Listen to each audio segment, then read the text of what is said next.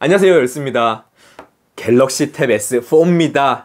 이번 달에 노트 9이니 뭐니 지르다 보니까 자금난에 허덕여서 얘는 대여로 진행한다는 점 미리 말씀드리고 시작을 할게요. 요즘에는 대화면 스마트폰이 많이 나오다 보니까 태블릿의 설 자리가 살짝 좁아지긴 했어요. 그에 따라서 태블릿을 찾는 사람들의 니즈는 좀 더 명확해진 것 같거든요. 첫 번째가 멀티미디어 내지는 게임, 두 번째가 비즈니스, 세 번째가 이 가족 단위로 쓰는 공유 디바이스의 성격을 좀 많이 띠고 있다고 생각을 해요. 해서 오늘은 앞에서 언급했던 이런 사용 환경에 초점을 두고 이야기를 해보도록 할게요. 열스님 갤탭 S4 배터리 테스트 여러분들 얘 7300mAh입니다.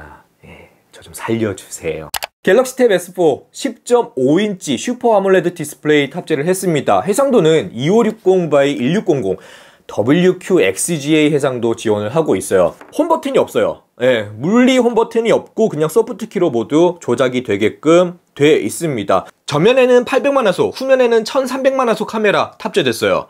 둘 모두 f1.9 조리개값 지원합니다. 스냅드래곤 835 6기가 램을 탑재했습니다. 뭐 게임이나 멀티태스킹 큰 무리 없이 동작을 했고요. 거기다 제가 잠깐 언급했지만 7300mAh 배터리가 뒷받침하고 있습니다. 그리고 최대 400기가까지 확장 가능한 마이크로 SD카드 슬롯이 있습니다. 갤럭시 탭 S4는요 와이파이 모델 그리고 LTE 모델 두 가지로 출시가 됐어요. 제가 손에 쥐고 있는 모델은 LTE 모델이에요. 유심은 마이크로 SD카드 슬롯과 혼용해서 쓸 수가 있습니다. 개인적으로 조금 만족했던 게 돌비 애트모스 사운드 지원하는 요 스테레오 스피커 하단 그리고 상단에 모두 배치가 돼 있어요. 해서 내가 어떤 방향을 잡고 게임이나 영상을 즐기던 간에 얘가 좌우 방향을 인지해서 그에 맞는 사운드 뽑아내고요. 그리고 3.5mm 오디오 단자 유지하고 있습니다. 마지막으로 USB Type-C 포트 들어가 있어요. 배그라든지 특히 넷플릭스 얘는 진짜 침대에 누워서 잠들기 전까지 눈이 빠져라 봤던 것 같아요. 아무리 스마트폰이 커봐야 6인치를 상회하는 선에서 끝나는데 거의 곱절 정도로 큰 10.5인치 태블릿이 주는 뭐 영상미라든지 시인성은 따라오진 못할 겁니다. 사운드도 마찬가지고요. 그렇다 보니까 늘 핸드폰으로만 유튜브라든지 넷플릭스 이런 영상들을 다 감상했었는데 이제 잘 때뿐만 아니라 밥 먹을 때나 할 때는 거즘 이 갤럭시 탭 S4로 다 충당했던 것 같아요. 그리고 게임, 특히나 배틀그라운드 모바일을 태블릿으로 하시는 분들은 스마트폰으로 잘 안 돌아가시죠. 그 이유는 뭐 제가 100번 얘기해봐야 뭐 하겠습니까? 직접 한번 경험해 보시면 더 잘 아실 거예요. 갤럭시 탭 S4로 플레이를 했을 때는 HDR 고화질 울트라까지 옵션을 지원합니다. 얘로 그냥 뚝배기 깨고 다녀봤는데 왜 태블릿으로 배그를 많이 하는지 이제야 충분히 알 것 같습니다. 조작에 있어서는 늘 이 쬐깨난 화면을 깔짝깔짝하는 요게 익숙하다 보니까 좀 적응하는 시간이 필요했는데 시인성에서 주는 시원함 그런 점에 있어서는 스마트폰과 확연한 차이 느낄 수 있었습니다. 가족 단위의 공유 디바이스로도 많이 쓰시죠.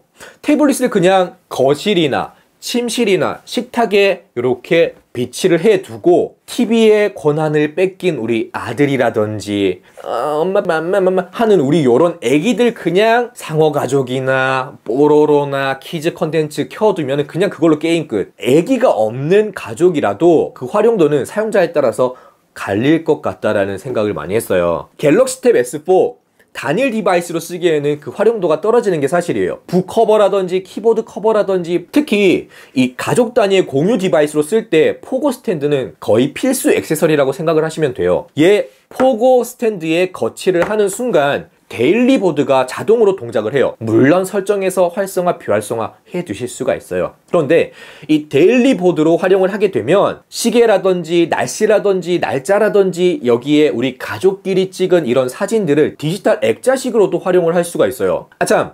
아무리 얘를 공유 디바이스로 쓸지언정 아빠가 쓸 때, 엄마가 쓸 때, 그리고 내가 쓸 때 사용자 계정을 달리 해주면 좀 더 사용자에게 맞춰서 쓸 수가 있어요. 그리고 공유 앨범을 제작하실 수가 있습니다. 2017년 이후 출시된 삼성 스마트폰이랑 갤럭시 탭 S4에서만 지원합니다. 이 하나의 공유 앨범은 최대 100명까지 초대가 가능하고요.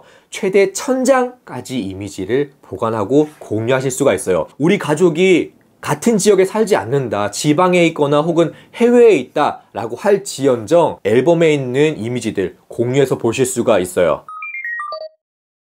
그림이라든지 일러스트라든지 그래픽 혹은 일반적인 오피스 작업을 위해서 태블릿을 쓰는 경우들도 굉장히 많죠. 저도 예로 작업했을 때 얼마나 생산성을 높일 수 있는지 테스트를 해보기 위해서 덱스 기능을 써봤습니다. 참고로 갤럭시 탭 S4는 HDMI를 모니터에 연결해서도 덱스 기능 쓸 수가 있지만 키보드 커버를 사용할 때 독에다가 물려주면 바로 덱스 모드를 활성화해서 쓰실 수가 있어요. 개인적으로는 모니터에 연결하는 것보다 이 방법이 훨씬 더 편하긴 하더라고요. 키보드뿐만 아니라 터치 그리고 블루투스 마우스까지도 물려서 쓸 수가 있기 때문에 PT 작업할 때 훨씬 더 편했어요. 또한 얘를 타블릿으로 말 그대로 입력기 형태로도 활용해 먹으실 수가 있습니다. 덱스 기능을 썼을 때 엑셀, 워드, PPT 그 밖에 다른 문서 작업들 원활히 가능했고요. 6기가 램이 탑재되어 있기 때문에 정말 미친듯이 무거운 그래픽 작업이나 수십 개의 창을 띄워놓고 작업을 하는 게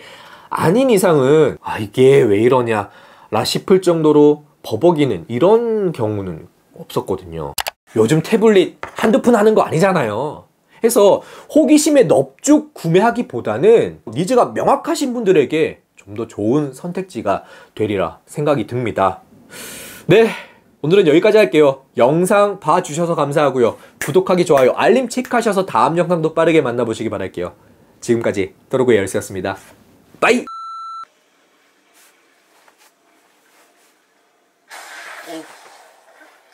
오우 씨. 오우.